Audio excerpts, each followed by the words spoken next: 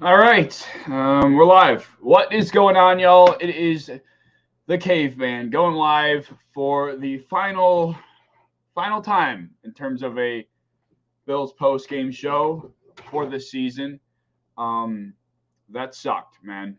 Um, that really did. There's a lot that I want to touch on, whether it's today specifically, or the off season, the future in terms of next year. Of course, a lot that I want to touch on, but yeah, that was tough. That was tough to watch from top to bottom. There was not much to really take from it positively. It really felt like all the negatives that we worked through throughout the entirety of the season, um, just came to a forefront. And in every other situation, we've been able to work through it or find a way to come away with the win. But today, it just wasn't the case. Who didn't see this coming? How about anybody? How about anybody? I mean, yeah, the Bengals being minus or being +6 was absurd, but yeah, I don't think anybody saw an absolute ass kicking coming. KK, yeah, it was easy. You guys did it. I mean, you guys made it look easy. Whether that's because we didn't come with our A game or because you guys are truly that much better, it's definitely a culmination of both. The Bills sucked today. Let's be honest, but something that I wasn't willing to admit prior to the season was that the Bengals are for real. And that's the reality of things here. The Bengals are for real. They were a team that was prepared for this moment, and they came to play. The opposite wasn't the case for the Bengals. So, it was easy. Yeah, I'm sad too, man. It really is. It just sucks because the way the year started, right? For us Bills fans, it started off on such a high note. We were Super Bowl favorites, destroyed through the first 4 weeks. The offense was moving tactically, lethal. Josh Allen in the short game, hitting with the daggers deep downfield. We looked dangerous. And then as the season progressed, we just continued to regress. The positivity did not pick up at any point. We were winning games. We were winning games by the skin of our teeth at points because of Josh Allen or because of a big play made by the defense. But it was tough. It was tough. Just get good. You're right. Good game, Archer, man. Yeah, good game for all you guys, man. All you Bengals fans that come in and out. Hey, Kim, nice to see you in here, Coach. Now Mahomes going to choke. Hey, I wouldn't rely on Mahomes choking to get through next week. I'll tell you that much. I saw this coming. God bless. I would assume a Bengals fan is saying this. We're going to try. It's just getting tiring. Continuing to see the shortcomings of this football team. It's really getting tiring. Flash says it best. Tired of safe defenses. Tired of coaching. We're in timeouts. Out coached again in the playoffs. Yeah. I fly Eagles fly. I agree. I think I'm rooting for the Eagles going forward. Not because I have anything. If there's a Cincinnati or if there's an AFC winner I want, it would be Cincinnati. But I can't root for the team that kicked us out like that. So I guess I'll root for the Eagles too. I don't really know. Yeah, I think the Bengals today displayed that they were much better, so it's fair enough. O-line came in with a metal fist. That was not what I was expecting at all. The Bengals backups run blocked better than I had seen. Most units rolled out by them over the last 2 years run block. Tough. Dorsey should go. It's definitely something that we're going to talk about a lot this offseason. I've not been a big fan of Ken Dorsey for a lot of reasons, but for reasons that I wouldn't say are in line with what everybody else thinks.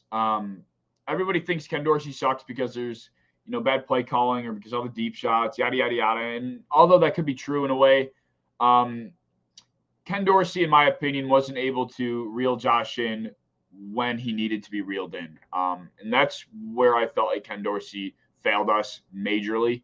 Once in the beginning of the year, the way we were moving the ball was kind of shut down. Ken Dorsey didn't know where else to turn, and that was that. We saw a regressing offense from that point forward. Bills suck today. You're not wrong. You are not wrong. You are not wrong. Sean Payton, I know a lot of people are going to be calling for Sean McDermott's head. I think I would be evaluating the positions of Ken Dorsey and Leslie Frazier before I'm looking at Sean Payton. I think I still refuse to believe that Leslie Frazier should be blamed here for that much. The defensive game plan was puzzling at points today, but at the end of the day, the Bills defense gave up 27 points. Where am I pointing? The Bills defense gave up 27 points today to a high-flying Cincinnati offense. That's pretty standard. It's the offense, man. The defense really got gashed today. Didn't make plays when it had to. But to be frank, this was the problem. This was the true problem. The 10 points from the offense was the true problem. 27 points from Cincinnati is pretty standard. We couldn't go into this game expecting to hold them below 20 or, below 10 to win. It was the defense. So I think Leslie Frazier is going to be fine. I don't think he deserves much blame here, in my opinion, despite a puzzling game plan. It comes down to the offense. It really does. What's my favorite team beside the Bills? I would say my favorite team beside the Bills, probably outside the Bills, I don't really root for a favorite team. I root for players outside the Bills. So if I like a player, I'll root for that team. For example, Derek Carr.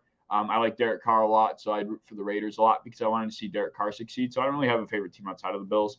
The defensive line was it was bad. Without Daquan Jones today, it struggled. Jordan Phillips wasn't playing healthy. Von Miller went down.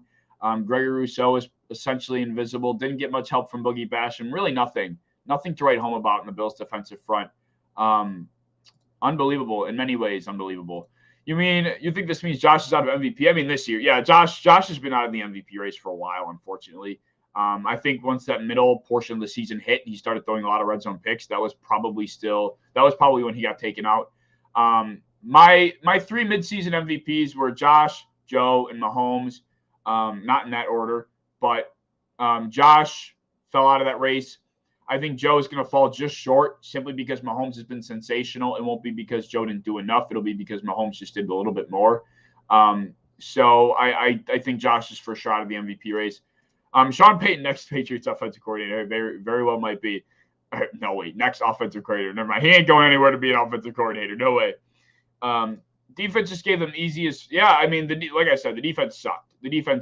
It did. I'm not trying to excuse a poor performance and a poor execution of a poor game plan. I guess at the end of the day, looking at it from a grand scheme perspective, 27 points by the Bengals is not that many for a team that is known to score points at a high caliber rate. It was the offense that continuously went 3 and out, that continuously put the defense back on the field, that couldn't score when they had to. That was really the downfall of this team, not only today, but in general.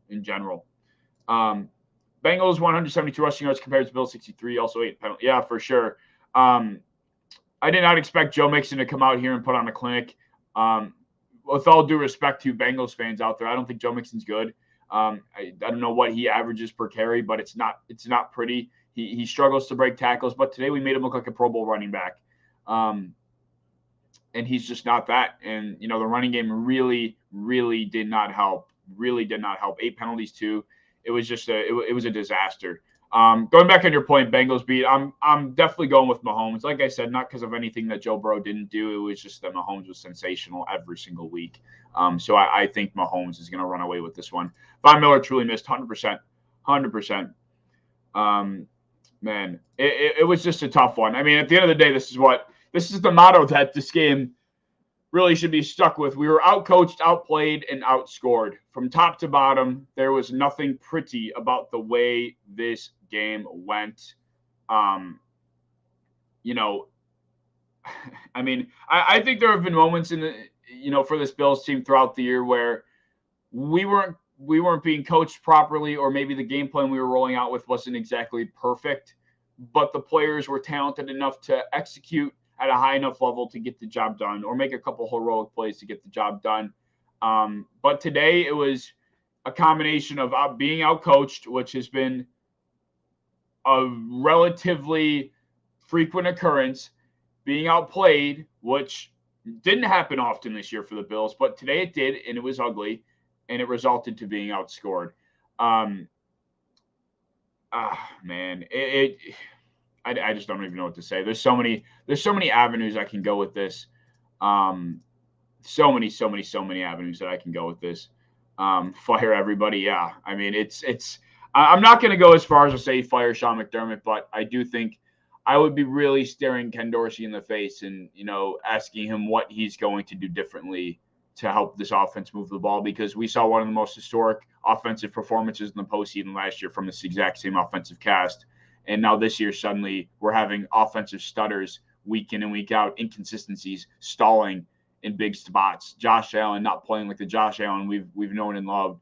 I think Ken Dorsey deserves a really good look in the mirror this offseason. And Leslie Frazier, I think he took himself out of a potential head coaching candidacy position after this performance. I'm not sure if anybody's really going to be looking at him. And with that being said, I don't think he's going to get fired. So I would say it's a safe bet that all three coaches are going to be still around next year. So for anybody that's expecting anyone to be fired, I would temper your expectations in that regard. Who wins championship and who wins Super Bowl? Man, I don't know. It's been so tough predicting a lot this year. I would say, just by the laws of variance, Burrow's beaten Mahomes. The Bengals have had the Chiefs number, the last 3 games now? So the way I think about things, leaving bias out of it entirely, the way I think about things like this is, if you go to the casino, you're playing roulette, it's hit red 3 straight times, or it's hit black 3 straight times. When does it go red? It can only hit black so many times in a row. Is 3 enough to say, okay, the laws of variance should switch it to red now? That's up for you to debate. I think 3 times in football's sake is enough for the laws of variance to kick in, because at this point, both teams are so evenly matched that I'm not going to try and crunch the numbers. I'm not going to sit here and try to make a tactical prediction. I'm just going to sit here and tell you that, the better team may not win, I guess, if you will, next week. And I don't know who the better team is. I don't know if anybody truly does, but both teams are playing red hot. Both teams are super good. So my uneducated thought process would just be to default to the laws of variance. The Bengals have beaten them the last 3 times. They really have had their number. Eventually, right, it has to land on red. But that's not an actual prediction. It's just me talking out of my ass, because I really don't know. It's going to be a good game. I'm gonna sit back and enjoy it. I'm just going to be happy to enjoy some good football, because today we did not get to see that. I don't see Joe Sigh losing to Mahomes, bro, going 5-0. Hey, like I said, either way, I don't hate either way. Offensively, this is definitely where we're going to have to go. Offensive line needs a defensive line type revamp. We need another wide receiver. Gabe Davis his impact was too hit or miss, too intermittent. We need a guy outside of Diggs to really disperse the workload. Diggs was, even at points, he really wasn't even getting that much attention at times, and Josh just wasn't able to find him. But we need somebody to leverage that weight off of Stephon Diggs' back. We've known that for a majority of this year. Gabe has flashed at times. At other times, he's struggled. But we've known for a majority of this year that we're going to need another guy outside of Diggs if we want a true chance at this shit. But I think more importantly, before I would go get another wide receiver, is I would go revamp the offensive line. So many big moments I can look back on this season where the offensive line collapsed. The offensive line took a bad hold, and it was just in such a big spot. Or, they're rushing 3 guys and Deion Dawkins is getting beat by Trey Hendrickson to sack Josh or to put the pressure on. That's just the type of stuff that we were experiencing that not many teams seem to experience. At times I think Josh's pocket presence is questionable. I think the way he's navigated the pocket this year has been in an unconfident fashion. And I do think he's to blame for some of that. But truthfully, the offensive line has been the biggest concern in many regards. It's lost us so many games in the past 2 years, if we're being honest. And this season specifically, we have experienced a lot of struggles up front. And we thought we went and got the depth we needed. We thought we adjusted where necessary, and it turned out not to be the case. So I think offensively, the 3 things that need to change are offensive line revamping, another wide receiver, and I would really do some serious considering about Ken Dorsey. I'm very frustrated with Ken Dorsey. I would bet, if I was a betting man, I am a betting man. If I would put my money on the fact that Ken Dorsey is back. I don't disagree with him being back because I do think shifting offensive coordinators consistently isn't always the best of things. We've seen what constant change has done to teams in the past. And I don't know if, going through the revolving door of coaches is necessarily going to help anything. So if Ken Dorsey's back, then fine. But Ken Dorsey needs to do some serious reevaluating, and he needs to do some true developing this offseason, because I think I would go as far as to say that the biggest reason why the Bills have struggled this year was because of Ken Dorsey. I forget all the stuff that happened on the field. Forget the fact that we were getting shredded by Joe Mixon on the ground. Forget that, at times it looked like we were getting, walked through like water. Forget all that. I think the offense was to blame in a lot of cases this season. And I think a lot of it has to do with Ken Dorsey. And that's where I would put a majority of the blame. That was rough. Yeah, it was rough. I think the offensive line is truthfully where our focus needs to be in terms of a management perspective. Sign Saquon and Odell. I unfortunately don't think we could afford that. They beat us on all three sides of the ball. Yeah, they beat us in all phases. There's nothing really even to say about this game. That's the problem. Like, I want to talk about this game, but what's there to say? I mean, they walked out there and gave us a fine ass kicking in front of the entire nation. It was a drop kick uppercut combo that left us hanging over the rope, and then they just threw us out of the ring. I mean, that's really what it was. It's like the bell rang and we walked up to the Bengals and we threw a couple punches, and then Joe Burrow and the Bengals just came in, right hook, uppercut, knee to the neck, elbow to the throat, and then you're hanging over the ropes like it's WWE, and you get thrown out like it's the Royal Rumble. I mean, it never felt like we had a chance in this game, and I truly wonder if that's how the first matchup would have went between the two teams, because if you guys remember before, unfortunately, DeMar had went through what he went through. The Bengals went down the field and marched and scored instantly against us the first time. And then the Bills responded by getting 3 points. And I'm like, okay, I'm not suspecting us to hold this team back, but I expect our offense to pick it up, etc., blah, blah, blah. But today it started the exact way it started last time. The Bengals walked up the field, marched, no regard for anybody's well-being, and they put up 7 points instantly. That's exactly how it started today. And that's how it continued, and it really didn't slow down. Frank Reich is available. I would be interested to see if we at least inquire. Not sure if we will, but yeah, for real. I mean, we just got destroyed. Congratulations, Ricky. Hey, congrats to the Bengals. Congrats to the fan base. I'm not upset about who we lost to. I was a very bitter Bengals hater at the end of last season. I will happily admit. I was proven wrong.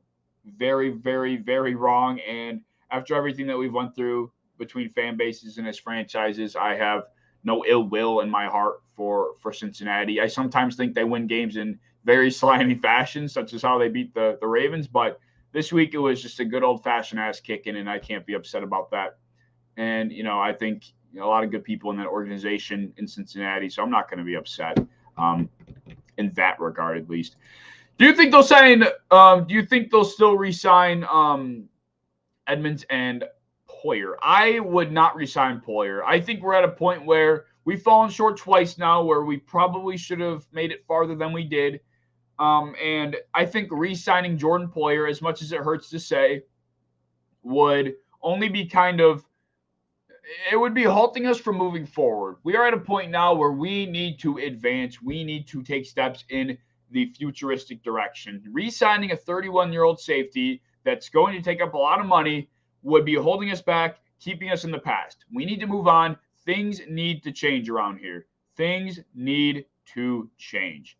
And like I said, re-signing a 31-year-old safety for a lot of money is just going to be holding us in the past. We need to start looking forward, what we can change, who we can bring in to alter the way this franchise is performing, executing from top to bottom, and what we've been doing hasn't working. And maybe it's, slowly time we kind of, out with the old, in with the new type of thing.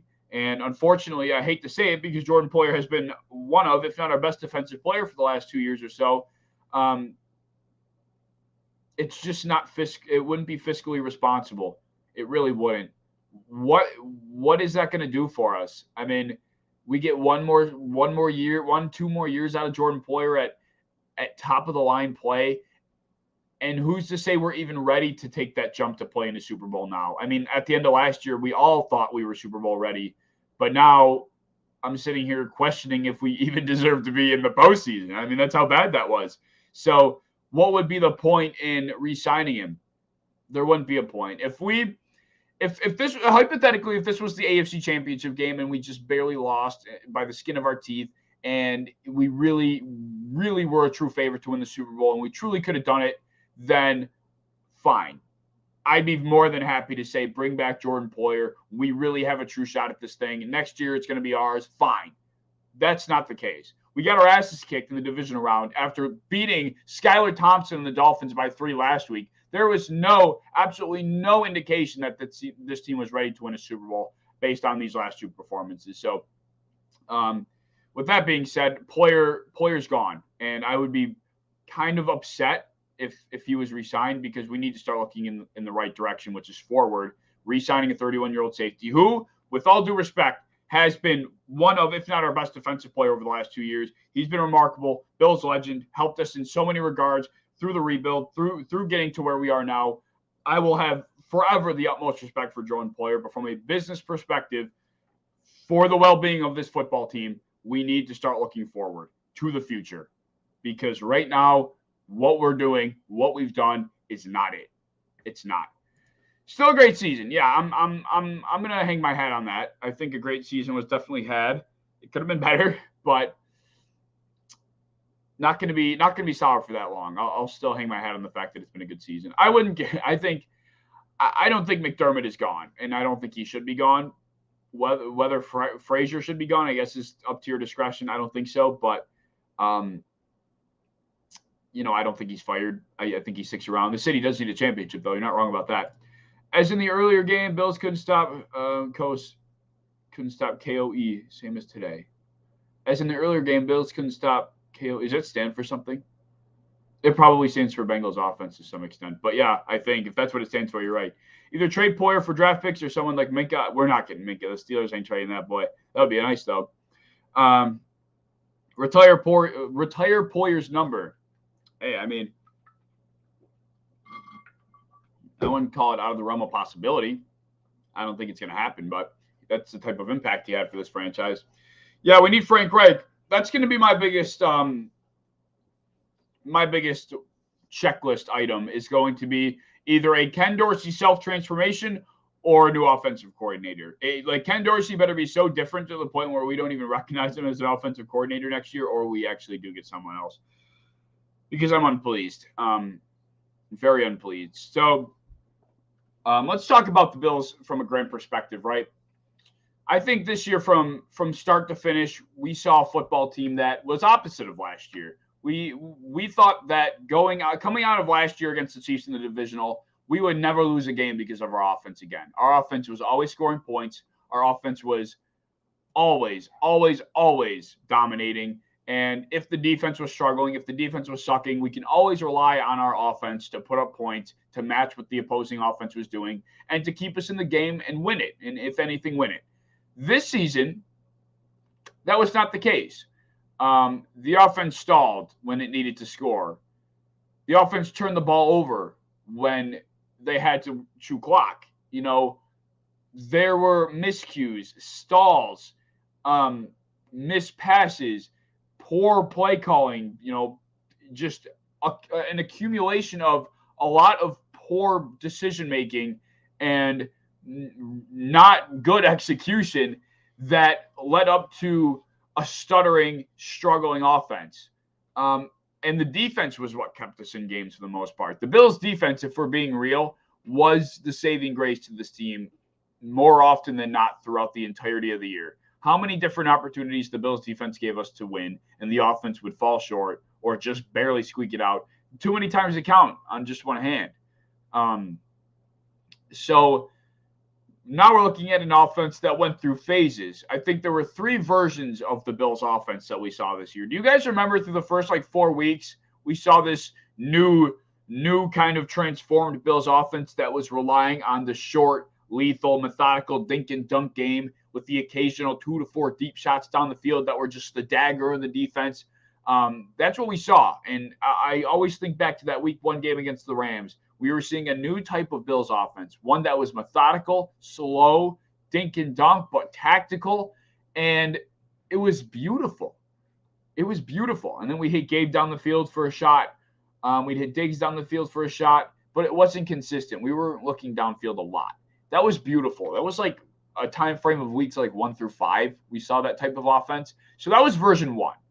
Version 2 was the offense that suddenly didn't have that methodical, lethal, tactical feel to it. It was suddenly transforming into an offense that looked like it was relying on Josh and his heroics. If you lived on Bill's Twitter to any extent, we were all in agreement for a large portion of the middle section of the year where we're all recognizing that this offense is only moving the ball. This offense is only scoring because Josh Allen is a freak of nature, because Josh Allen can evade a rusher every down and find somebody who's running in stride as he's having a defensive player pull on his back.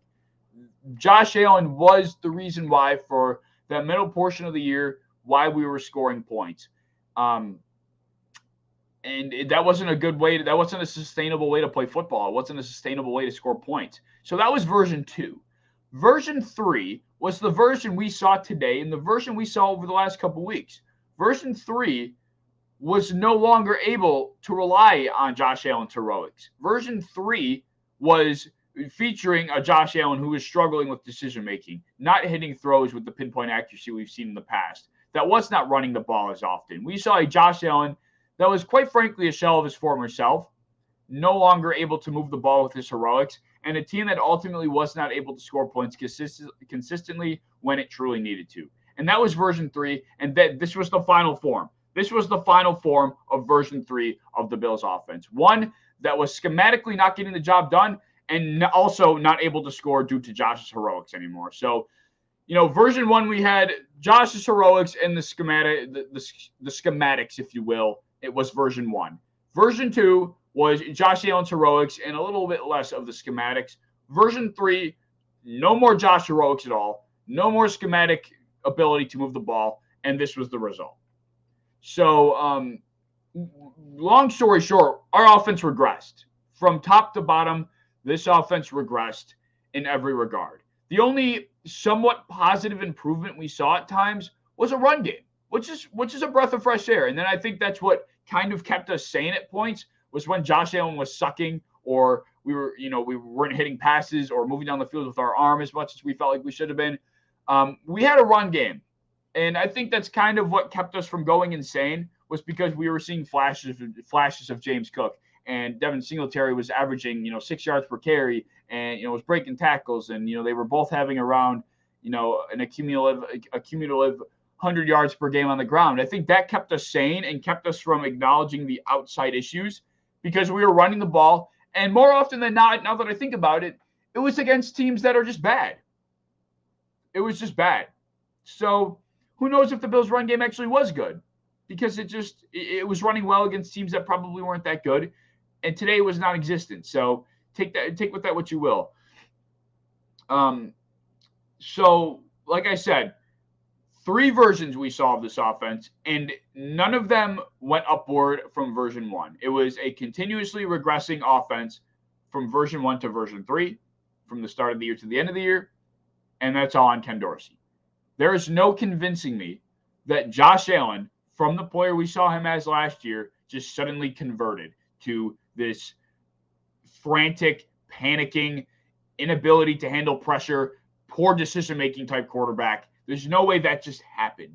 Josh Allen, the player, didn't just flip a switch and become a shell of his former self. There was one drastic change made this offseason. One drastic change. That was Brian Daboll to Ken Dorsey. That was the only drastic change we saw. And what was the biggest difference? We saw Josh Allen go from Superman to, I was going to say garbage man, but that's just so far off the mark. It's not even funny. To inconsistent and to just bad. at times, flat out bad. So I can only put the blame on Josh so much. I can only put the blame on the players so much, because I think at the end of the day, with any team in any sport, in any landscape, in any environment, the play on the field is only a display of what's going on up top with the management, with the coaching staff, and with who is in control. That to me is what it is at the end of the day. The bottom line will always be the product you see on the field is a representation of who is in control. That's that. It's like a restaurant, right? It's like you go to a restaurant. If the food is bad, if the service is bad, the waiters and waitresses might suck, sure. The chefs might not be great, but who's in charge here? Who's the one that's hiring these people? Who's the one that's putting them in these positions? Are they putting them in positions to be as successful as possible? Are they giving them the tools they need to succeed? Are they doing these things to make sure they're getting the best out of their employees? I don't know. Like, as somebody eating at the restaurant, you're never going to know. But it's a reflection of the owners, of the management. That's how it is for a football team, for a hockey team, for a basketball team, for a soccer team. That's how it is across the board. And I think Brandon Beane is going to have a lot to do this offseason. I don't think he's to blame. I don't think he failed anybody by not getting another receiver, because we came out of the offseason. And that's another thing, right? Think about this too.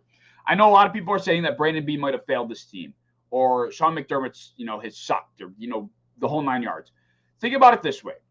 We have to remember what we saw from this football team in the postseason last year. We have to keep that in mind. Gabe Davis was a monster. Josh Allen was unstoppable. This team looked like it was right there. So why would they go and change that much? Why would we be going out and addressing anything outside of what we saw as our biggest flaw? Outside of last year, where our biggest flaw was not being able to get the quarterback to the ground. What did we do? We addressed that as much as we possibly could.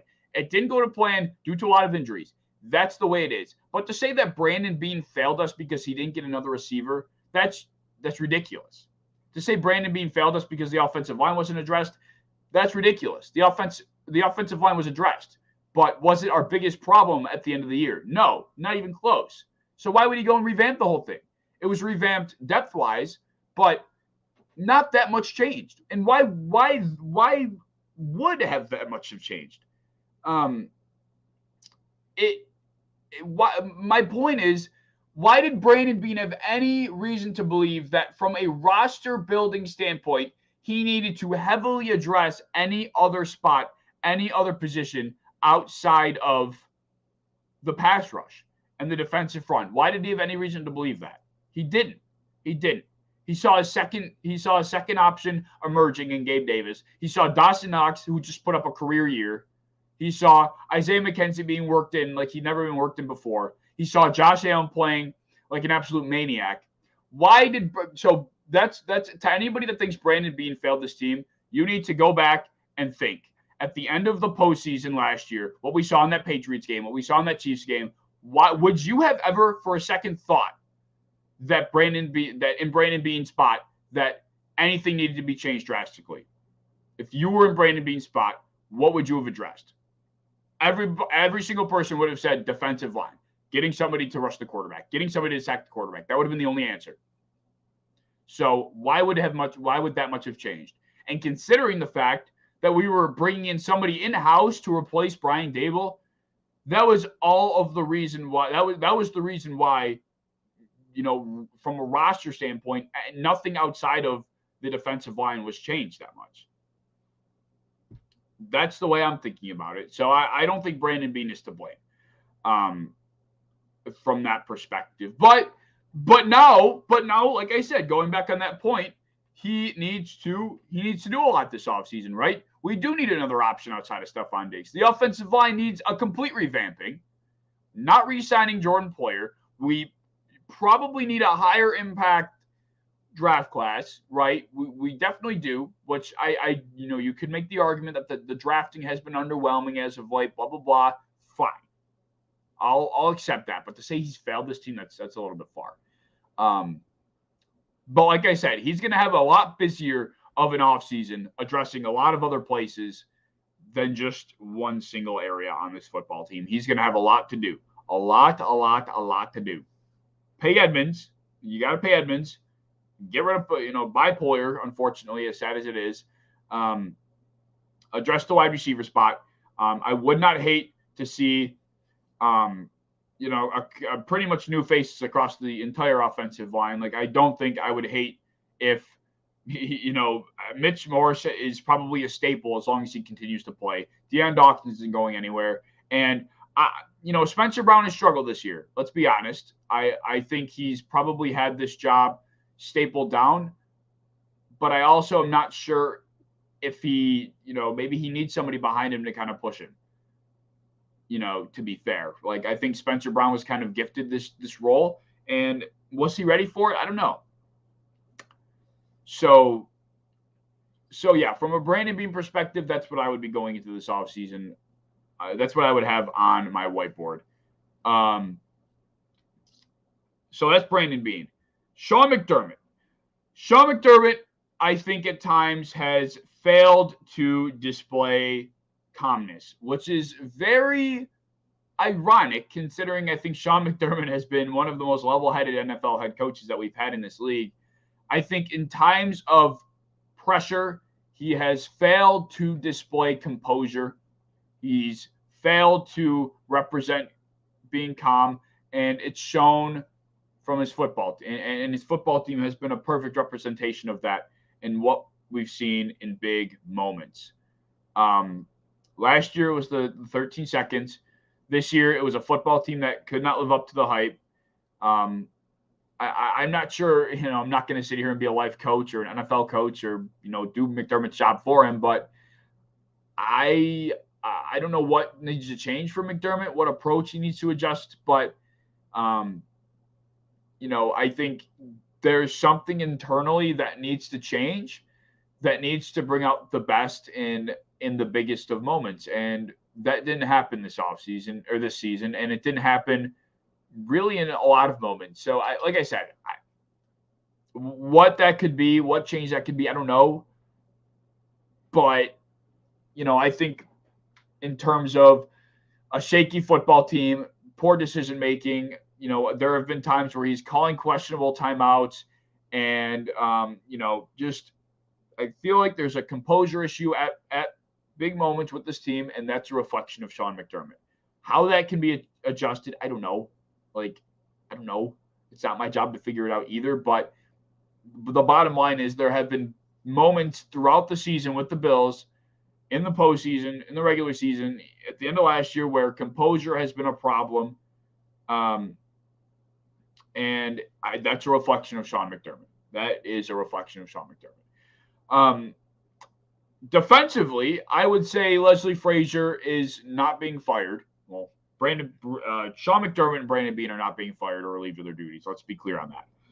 Defensively, Leslie Frazier, I also don't think he's going to get fired. I think the best chance that Bills fans, if you want Frazier gone, that is, of him leaving, is if he gets hired as a head coach somewhere. But after today, something tells me that's not going to happen. So I would expect Leslie Frazier to be back as your head coach in 2022 or 2020.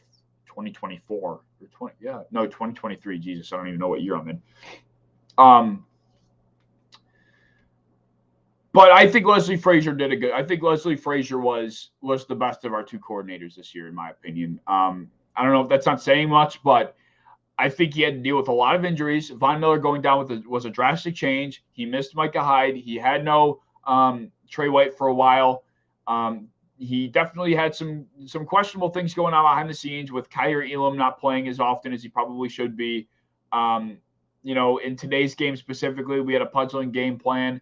At other points where we're seeing a defense that looks like it's simply getting shredded. There were times where we're like, Leslie, let's clean this up here. But I think at the end of the day, his unit was the best by a mile between the two. They kept us in many games, and Leslie Frazier might not get hired as a head coach anywhere, but he's certainly not getting fired because he worked with what he had, and I think he did a pretty damn good job doing so. And today wasn't his fault. The defense sucked, but it wasn't entirely. It was his fault. It wasn't entirely his fault. Let's put it that way. And then offensively, like I said, I've been talking about Ken Dorsey the entire show. Ken Dorsey really, really, really, really, really, really needs to do some self-reflecting. Josh Allen, the best version of Josh Allen is the Josh Allen that is tucking the ball and running someone over and then throwing the other, 2 or 3 downs of the set of downs that you have. There needs to be more Josh Allen runs incorporated in this offense in order to get the best of Josh Allen. We didn't have Josh Allen in conversations against Patrick Mahomes at the end of last year because he was such a pinpoint passer, because he was great in the pocket and navigating and climbing. We had Josh Allen in the conversation debating against Patrick Mahomes because of his dynamic ability and what he can do when the ball was in his hands and he was running someone over or picking up the first down with his legs. That is what made Josh Allen Josh Allen. That is what made Josh Allen as good as Patrick Mahomes at a time last year. This year, that was not the case. The design runs with Josh Allen were taken out of the playbook, thrown out and disposed of, and teams started to spy Josh, and it suddenly became okay, Josh, drop back to pass and be a pocket passer. Okay, Josh, go through your progressions very quick and become a Joe Burrow, become a Tom Brady, become, a pocket passer. That's not what Josh Allen is built to do. That's not what Josh Allen is good at. Josh Allen's good at that, but he needs to be calm. He needs to be collected, and that's when he's at his best. How do you get Josh Allen to be calm and collected? You do what he does best. You let him run. You let him run someone over. Gain that confidence. Build up that I'm the best in the game type of mentality that he gets into. And that's when the passing starts to develop. And that's when he starts to become that dual threat that is unstoppable. But when Ken Dorsey decided, I don't know at what point it was, that he's going to dispose of the quarterback sweep, the quarterback power, the quarterback draw, the moving the pocket, letting him run, whenever that was disposed of was when Josh Allen took a downward spiral. And now we're seeing Josh Allen in conversations of, is he even better than Joe Burrow? Is he even better than Justin Herbert? Where does Josh Allen rank on the list now?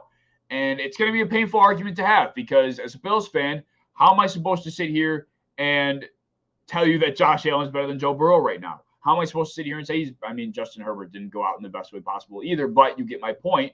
How am I supposed to have these conversations? I'm not, because the version we saw of Josh Allen, it was ugly. The version we saw of Josh Allen today was completely ugly. Completely ugly. All the so-called experts for the Bills, I do think us Bills fans at one point earlier in the season really believed that. But once the midway point of the season hit for the Bills, we knew that we weren't necessarily the Super Bowl favorite. We were in the conversation, but for sure. Yeah, no run game. I think that's something we can always, fall back on, is that our run game wasn't where it had to be at times. But I would say the Bengals run game, not today at least, the Bengals run game in general isn't always great. I would say the run game for Cincinnati struggles very often. And there's no issues there. So is that, is the run game truly that important? Yes, it's important, but we are seeing other teams in this league have success without a dominant run game. The Joe Mixon and Samaje Perine are not leading a dominant, control the game type of approach. They're not. They're a intermittent hit or miss type of impact unit, and it's really driven by Joe Burrow, his ability to go through his progressions quick, and his outside boundary receivers to make huge plays. That's what the Bengals do. So the not having a run game sucks, but it's not always, the biggest issue, and I don't think that's the case here. But going back to my point, Josh Allen was in the conversation to be the best quarterback in the NFL when he was that dual threat and when he was running people over and then dropping back to pass and, dropping a dime in a big moment. He wasn't able to do that. He wasn't able to get comfortable. And Josh Allen up here couldn't handle the moments. And I didn't think that was something we had to deal with Josh, but obviously it is. Ken Dorsey failed as an offensive coordinator to reel his young quarterback in. Ken Dorsey failed as an offensive coordinator to put his quarterback in the best position to win. Ken Dorsey failed to give Josh a vote of confidence when he needed it most. Ken Dorsey failed just as a partner in crime next to Josh Allen. Brian Dable was a rock to Josh, and we see that now. I mean, Brian Dable was a rock behind Josh Allen, who mentally needs that type of guidance. He does. Josh Allen needs mental guidance at this point still, and that's okay. But Brian Dable was that. He was that rock. And now Ken Dorsey, you got Josh Allen and Ken Dorsey instead of Brian Dable, and suddenly Josh is turning to Ken, and Ken's like, I don't know, and he doesn't know what to do, and Ken Dorsey's not being that rock to Josh anymore, and that's what we're seeing on the field. An unsure, uncertain, not confident Josh Allen because of the partner in crime he has with him not being the rock that he was before. So, going into this year, I never would have thought that our offense would be a problem, but it was. And every conclusion that I draw goes back to Ken Dorsey. Outside of Josh Allen, Gabe Davis was a phenom at the end of last year. All of a sudden, in part due to Gabe Davis's fault too. Gabe Davis has not been good this year, but he suddenly fell off a cliff. Dawson Knox suddenly disappeared. He came on at the end of the season, but Dawson Knox for 3/4 of the year was nowhere to be found, had a very hit or miss impact on this offense. Isaiah McKenzie, nowhere to be found. Khalil Shakir should have been on the field, and he never was. The run game sucked, but that was a given. It sucked last year, but Ken Dorsey wasn't able to figure it out how to navigate around that. So every conclusion I draw goes right back to one place, and that's Ken Dorsey. That's the reality of it. And I don't think he's going to be fired. Do I think he should be fired? Probably not, because I think going through a revolving door of coordinators is not always a good thing. But if he was fired, I'm not going to sit here and tell you I'd be upset either. But in terms of management change, that's where I think that would happen is Ken Dorsey, because I don't see Leslie Frazier getting fired.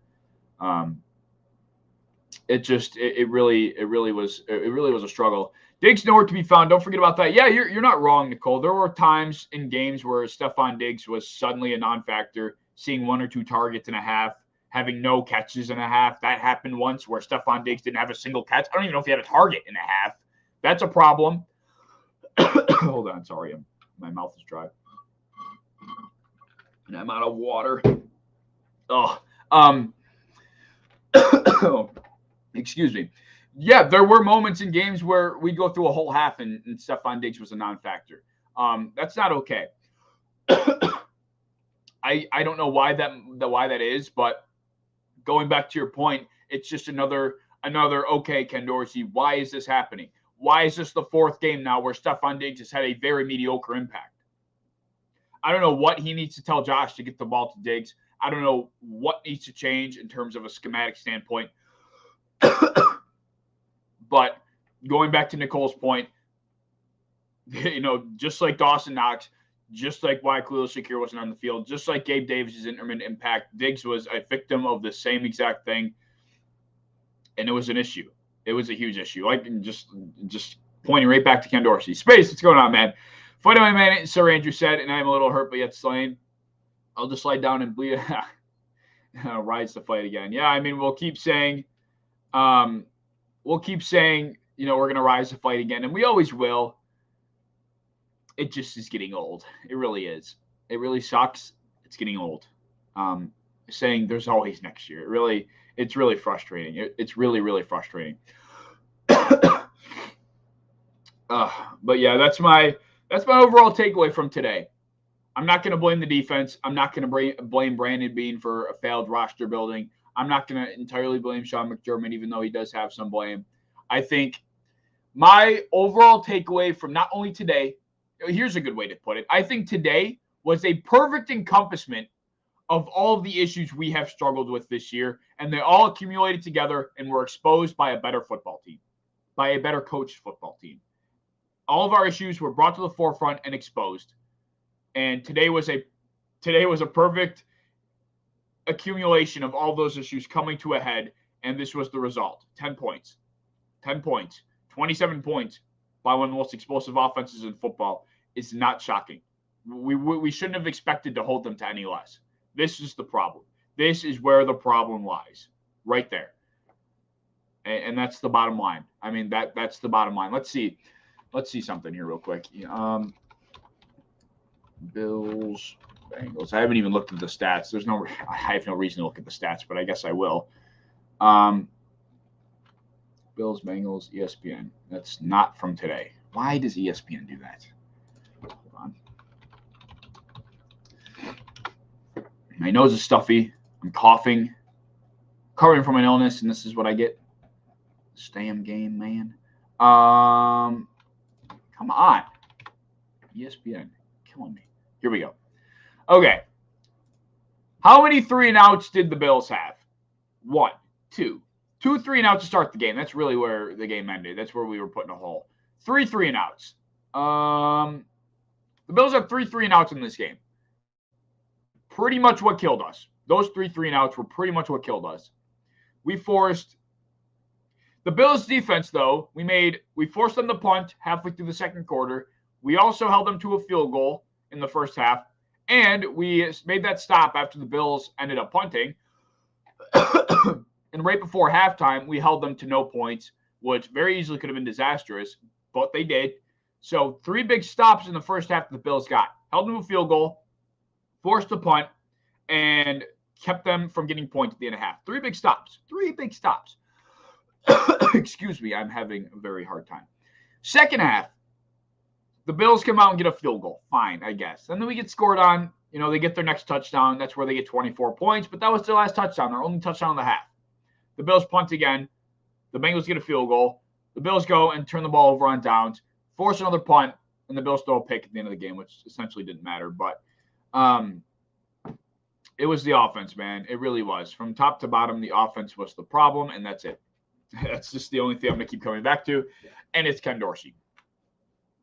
The evil mastermind we all thought was fantastic and a psychological nutcase, but yet a football genius.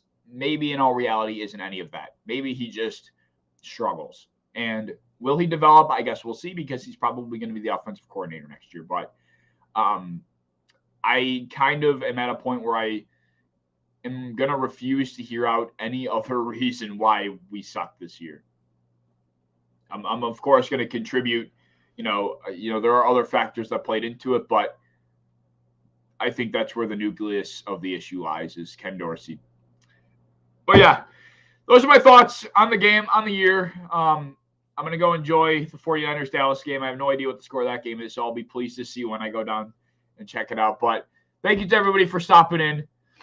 Oh, my nose is so stuffy. Thank you for all you guys for supporting all year. The content doesn't stop, of course, just because the Bills season ended. But this will be the final, obviously, post-game live stream for the Bills of the year.